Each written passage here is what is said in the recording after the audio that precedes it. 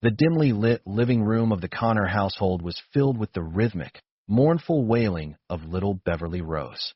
Ben sat on the edge of the worn velvet sofa, staring at the baby monitor with a mixture of profound concern and utter bewilderment. "So," Ben began, his voice strained as he tried to compete with the infant cries, "are you just going to let little Bev keep crying like that? It feels like we are ignoring a small siren in our own home." "Yes, I am," Darlene replied without blinking, her gaze fixed on the wall ahead. "She is learning a very valuable life lesson, Ben. She is learning to cry it out. It is the first step towards self-reliance and emotional fortitude." Ben shifted uncomfortably, the sound of the baby distress tugging at his heartstrings in a way he had not anticipated. "So, let me get this straight. If I am ever stuck under a heavy fallen log in the middle of a dense forest, screaming for help at the top of my lungs, are you just going to let me cry it out too?"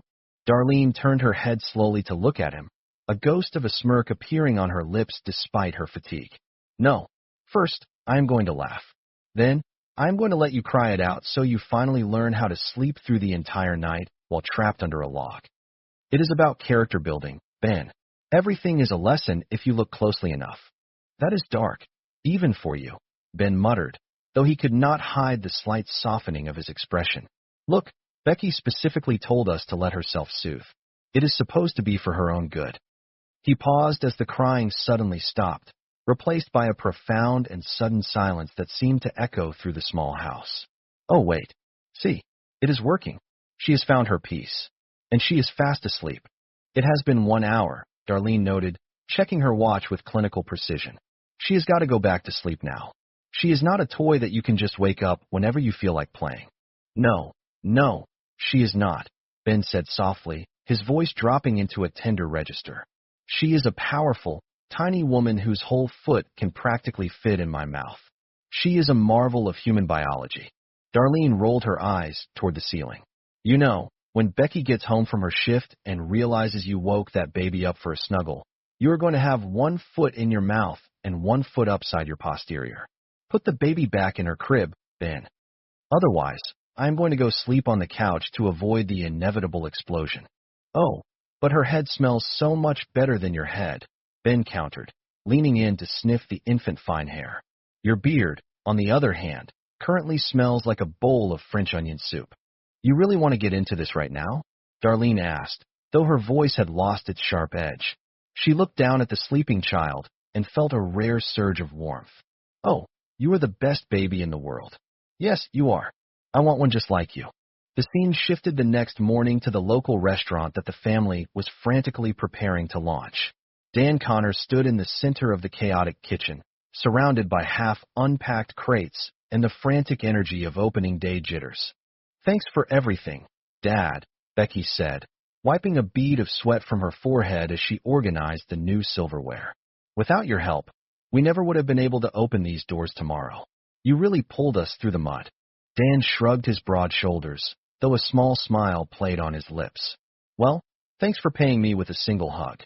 And I assume I am entitled to a lifetime of free stew as interest on my labor? How about a lifetime of free hugs and free stew for exactly 1 week?" Becky negotiated with a playful wink. "Sold," Dan laughed, the sound booming against the stainless steel surfaces. He turned to Dwight, who was fumbling with a large crate of vegetables in the corner. "And thank you too, Dwight. You have been a huge help during this entire transition." "No need to fuss over me," Dwight said, looking down at his boots with genuine humility. "I am uncomfortable being in the spotlight. I like to be the handmaiden, not the queen. I prefer the shadows of the prep line."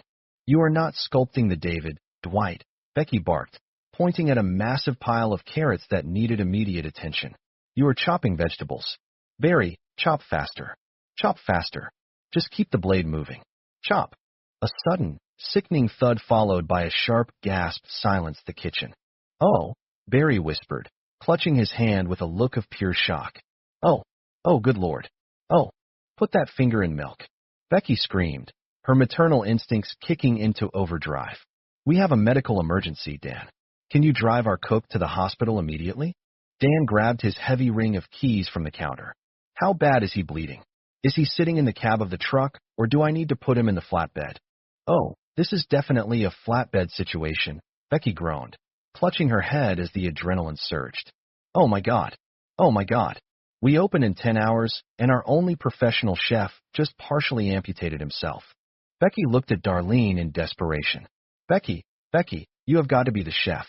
You have seen him work. I do not know how to cook for a whole restaurant. Becky cried, her voice rising in panic. Unless you want me to breastfeed the entire lunch crowd, I am at a loss for how to handle this volume. Ben stepped forward, clearing his throat and adjusting his sleeves. That actually set my mind to wander for a second. But maybe I can help out. I used to do a little cooking back in the day. Darlene looked at him with profound skepticism. Ben, this is not a time to fool around. Do you have real restaurant experience? Because this isn't like grabbing a stray squirrel by the side of the road and cooking it on your carburetor. The carburetor does not get hot enough, Ben corrected calmly, his confidence growing. It is the manifold. And I will have you know, I used to be a chef at Applebee's. I know my way around a professional line. No way. Really? Becky asked, her eyes widening with a glimmer of hope. How come we didn't know that about you? Oh, I think with the hair and the beard, people just assume I am more of a lumberjack than a saucier, Ben said with a shrug. Nobody cares about your aesthetic journey, Custard, Darlene yelled, shoving him toward the stove. Get in the kitchen. Start prepping the stew so it is ready by the morning. Our entire future is in that pot. Is this going to be the kind of restaurant where people say please? Ben asked, reaching for a clean apron. Oh, for God's sakes, please. Darlene screamed at the top of her lungs. Is this going to be the kind of restaurant where people take the name of the Lord in vain? Ben teased. You might want to be the handmaiden, Dan whispered to Darlene, but I am getting all kinds of queen from him right now. Back at the house, the atmosphere turned somber as the sun climbed higher. Dan was sitting at the kitchen table, staring blankly at a crumpled newspaper. Little Beverly Rose was nearby, safely confined to her playpen. Oh, look at the most dangerous baby in the world, Darlene joked as she walked in, trying to lighten the mood. So dangerous that she must be kept away from the populace in a nylon cage. She noticed Dan's grim expression and slowed her pace. Let us see where those obituary guys are, huh? Yeah, I always read them hoping that somebody died that I owe money to. Just once, I would like to see a credit card company listed in the deaths. Dan didn't laugh. He didn't even look up. There is somebody in here I actually know. Oh, how much did you owe him? Darlene asked. Are we having leftover pizza crust and eggs for breakfast, or are we going out for a real meal? My father, Dan said, his voice flat and devoid of emotion. The room went quiet. What? Darlene whispered, the humor vanishing. Oh, I am sorry, Dad. Are you okay? Oh, I am fine, Dan said, though his eyes were distant and glassy. I haven't seen the man in 20 years. And based on this notice, I see that trend continuing into eternity. Becky walked in, picking up on the heavy mood instantly. I am sorry about your grandpa, Darlene. How are you doing with the news? Oh, I am okay, Darlene said, leaning against the counter. I mean, he was kind of a deadbeat when my dad was young, and then as soon as he had a second family, we never really saw him at all. I mean, I honestly didn't even remember that he was still alive until 10 seconds ago. Who was alive? Ben asked, coming down the stairs with a laundry basket. Grandpa Ed, Darlene said. He is alive? Ben asked, looking surprised. No, Dan said firmly, folding the paper with finality. Not anymore. He stood up and walked toward the door, clearly wanting to change the subject. So what the hell happened last night? I get home from work, and Darlene is passed out on the couch, and I found Beverly Rose sleeping on Ben's chest upstairs. Well, Darlene smirked, regaining some of her usual fire. All the crying made Ben's milk come in, so we didn't want to waste it. Oh, I am sorry, Ben said, ignoring the jab with practiced ease. I just wanted the baby to hear a heart that is not made of stone. He looked at the child. Yeah, we are working on our words today. Is it okay if we go downstairs and learn the name of everything in your room? Knock yourself out, Becky said, but stay away from the top drawer in my nightstand. That is only for Mommy. Once the men were out of earshot, Becky turned to Darlene, her expression becoming serious. Your boyfriend wants a baby. Darlene snorted. Oh, you are out of your pickled alcoholic mind. You know him. He is never around babies, so he just thinks of Beverly Rose as a toy. As soon as he breaks a couple of parts off, he will lose interest. I don't know, Becky said, pointing toward the door where the muffled sounds of cooing could be heard. Let us check in on them, shall we? They crept to the doorway and peered in. Ben was whispering softly to the baby. Uncle Ben worries that you are lonely, little Rose, and that maybe you could use a little cousin to play with in the near future. Becky crossed her arms and looked at Darlene. It is a special burden being right all the time. This is crazy, Darlene whispered, her panic rising like a tide. He has never said anything about wanting a baby before. This is not the deal. You need to talk to him, Becky insisted. You cannot let this fester. Yeah, I will, but this is stupid. I mean, even if I wanted one, he knows I am like 100 years old. My biology is historical. Hey, Becky joked, you might still have a couple of pterodactyl eggs rolling around in that prehistoric room of yours. All right, I guess I deserve that for all the jokes I made about your wrinkled uterus, Darlene sighed. You said my cervix was where they filmed The Golden Girls, Becky reminded her. Back at the restaurant, the first batch of opening day stew was bubbling away. Dan took a large spoonful and closed his eyes. Jiminy Cricket on a cracker, this is good. Ben, you actually have a talent for this. Well, you feel like you got this? Becky asked Ben, checking the clock. You bet, Ben said, though his face was a shade paler than usual. Because it is opening day, and just remember, you are the only thing standing between me and sleeping on the street. And it is not just me. It is Becky and her baby, and I am pretty sure we are on the hook for a prosthetic finger for Barry. I put every dime I have got into this place. It is all on you, buddy. Go get him. Okay, Ben whispered to himself, taking a deep breath. As the lunch rush began to build, Dan prepared to leave the premises. Hey, Dad, where are you going? Darlene asked. Somebody called me to bid on a small job, Dan lied, avoiding her eyes. Can it wait? Darlene asked. Your dad just died, Dan. It takes time to process something of that magnitude. You are right, Dan said, his hand on the doorknob. They are processed. Inside the kitchen, Ben was hitting a wall. Darlene found him staring blankly at a pot of boiling water. Men are all over the map, she sighed. My dad buries all his emotions under a mountain of drywall, and you giggle like a pothead watching SpongeBob whenever you are with the baby. She took a deep breath, preparing for the confrontation. Becky actually thought, and you're going to love this, that you want to have a baby with me. Come on, laugh along with me. Wouldn't you love to have a baby? Ben didn't laugh. He stood perfectly still. God, no, they are soul-sucking monsters. Okay, I can see you are on the fence, Darlene said, her voice dropping an octave. Ben, I am broke. I have already got 2 kids, and we're trying to start a business. This is literally the worst possible time in the history of the world. Well, Ben said, finally turning to face her, 10 years from now, when we regret not doing it, that will be a worse time. I am willing to live with your future regrets, Darlene snapped. Come on, Ben pleaded, his eyes searching hers. We would have a great baby. A baby that is half me and half you. It would be smart and funny and whatever else you bring to the table. It would be ours. Why are you dropping this bomb on me now? Darlene asked. Well, I guess I always knew I wanted a baby. It is just that now we are back together, and things are going so great between us. Having a baby would make it that much better. It feels like the missing piece. That just proves you know nothing about how hard it is to raise a kid, Darlene said, her voice trembling. I mean, you have never been dog-tired because the baby won't sleep, or worried out of your mind because you have never seen a fever that high. And then there is all the emotional stuff. When they're crying their eyes out because they were bullied or they weren't invited to the cool party. Well, Ben said with a small, confident smile, since it is half my kid, it is definitely getting invited to the cool parties. Ben, I love you, Darlene said, her eyes moist. I just can't do it again. I cannot go back to the beginning. Okay, Ben said quietly, his heart sinking. Can't we just talk about it more? I am sorry, Ben. I am done. I can't go back. Meanwhile, Dan arrived at a dilapidated house on the outskirts of town. He knocked on the weathered door. Come on in. A voice yelled from within. But if you are selling something, we probably already have it. Dan stepped inside and winced. The house was a labyrinth of hoarded newspapers, old electronics, and layers of filth. A young man appeared from behind a stack of wooden crates. Wow. Hey, Dave Connor, you called me about a drywall job? The man asked. Yeah, I am Ed. He looked around at the chaos. Did your cleaning lady take the week off? Or is she somewhere underneath all this rubble? Funny guy, Dan said, his voice cold and sharp. It was my dad's house, and he just died. Yeah, he was all screwed up toward the end. He was living in this mess.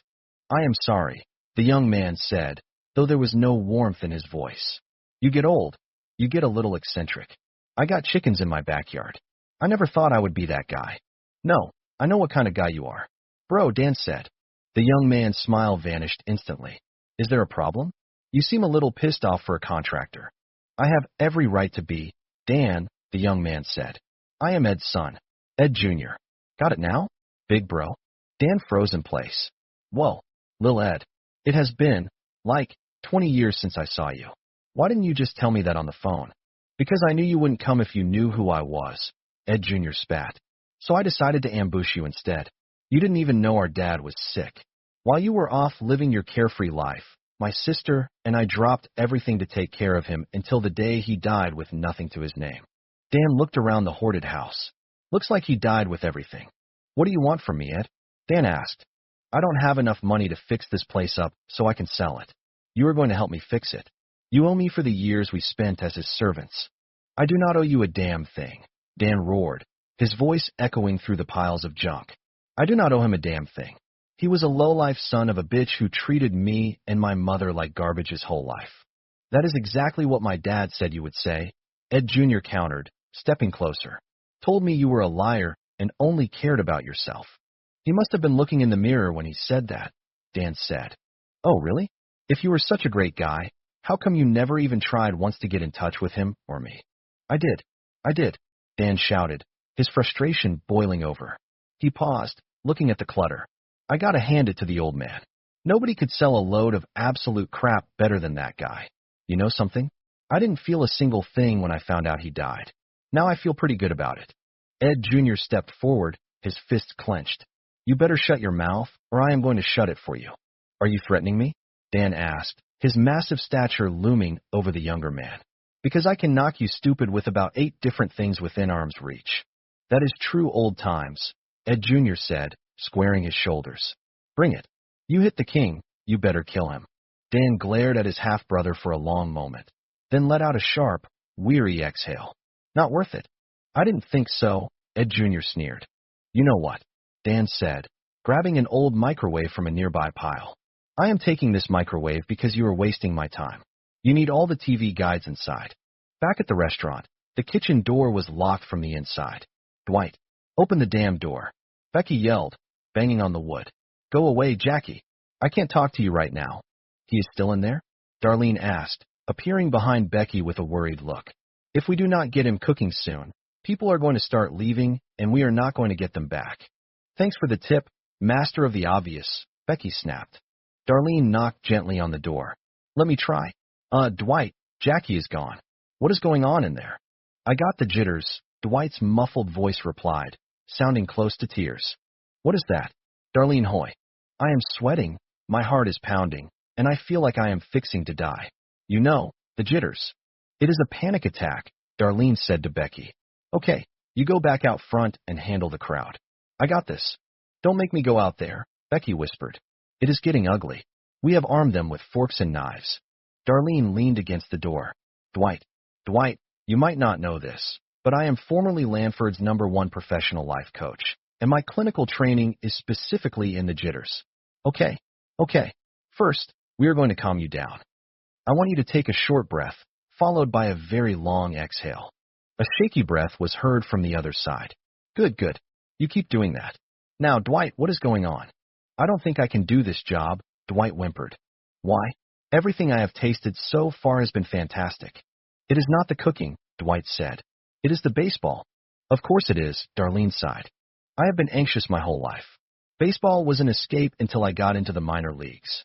I was a pitcher for the Midland Rockhounds, and I was so good that they scheduled me to pitch on opening day. Okay, restaurant folding up outside. But go on, continue, Darlene urged. Before the game, the manager says, everyone is dependent on you. My head started spinning. And then when you said, it is all on you, I started getting the same feeling. Oh, Dwight, I am getting it now. No, exhale. Dwight, exhale. Dwight, you are picturing yourself on a beautiful beach. It is quiet. You are alone, and no one needs a single thing from you. Becky burst in through the back. People are leaving. We are dying out here, Jackie. We are on a private beach, Becky. Darlene yelled back. What do you want? Later that evening, Dan returned to the restaurant. He found Ed Jr. waiting outside. Dan reached into his pocket and pulled out a bundle of papers. I got to thinking about the quality family time we spent together today, Dan said, and I remembered I had something at the house I always wanted to give to you. 10 letters I wrote to you and your sister, all sent to the last house you lived in, all returned with not this address written on them. Ed Jr. took the letters, his eyes scanning the envelopes. You recognize the handwriting? Dan Hoy. Yeah, I guess it looks like my dad's, so what? He wanted to keep us apart, Dan said softly. I abandoned him for what he did to me, but I never wanted to abandon you. Ed Jr. looked at the floor. I don't know what to do with any of this. You want me to hate him like you do, and I can't. He was a good dad to me. Hey, Dan said, patting his shoulder. You are lucky. You couldn't miss your dad because he was there for you. Does not feel lucky, Ed Jr. said. Thanks for these. Yeah. Hey, there is about 4 years' worth of happy birthdays in there. I gotta admit, I took out all the scratchers and tried them. I won millions. But I blew it all on private jets and dinners with Madonna. Chick eats like a horse. Madonna joke, Ed Jr. smiled. Fresh. Hey, Dan said. You want to go grab a few beers? Maybe get something to eat? You paying? Ed Jr. Hoy. I'm not trying to act like a big shot, but you are looking at a guy who is getting free stew for a week. Back inside, the restaurant was finally humming. Dwight is back on the grill, Becky announced. Sorry for the delay. Everybody deserts on us. How did you get him out, Darlene? Well, Darlene said, taking a sip of water, a panic attack is a downward spiral of fear and panic. The more fear, the more panic. So one way to break the cycle is you get him to mindfully focus on something that holds their attention. So what did you do? Becky Hoy. I told him he was on a private beach that had a topless life coach. You showed him your chest? Becky gasped. I can't say, Darlene Tukien. Life coach client privilege. But, he thought they were amazing. Upstairs, Mark was pacing the floor. I want a hamster and Dr. Woofy agrees, he shouted. Mason, I want a hamster. He turned to Harris. I need your car. Quick. Why? Harris Hoy. I gotta get to work. Who cares? Mason interrupted. I have a unit test. Everyone else in the world has a hamster but me. Just give me the keys, Harris insisted. All right, Mark said, blocking the door. When was the Battle of Antietam? 1862, Harris barked. Ask me something hard. I'm going to lose my job if I don't go now. Becky walked in with a tray. Food is coming, Beverly rose. Food is coming. She looked at Darlene. Boy, you look like you were having fun. Hey, I like a challenge, Darlene said. You could have texted me, Becky said to Harris. I could have. I didn't need to. I don't have time for this, Harris said, reaching for the keys. I gotta get to work. Keys. Darlene looked at Harris's feet. I know you are not going to work with those shoes. You are going to a party. Harris sighed. Here. Be little Bev and I will pay for your Uber, Darlene said, handing her some bills. Good cash for an amateur.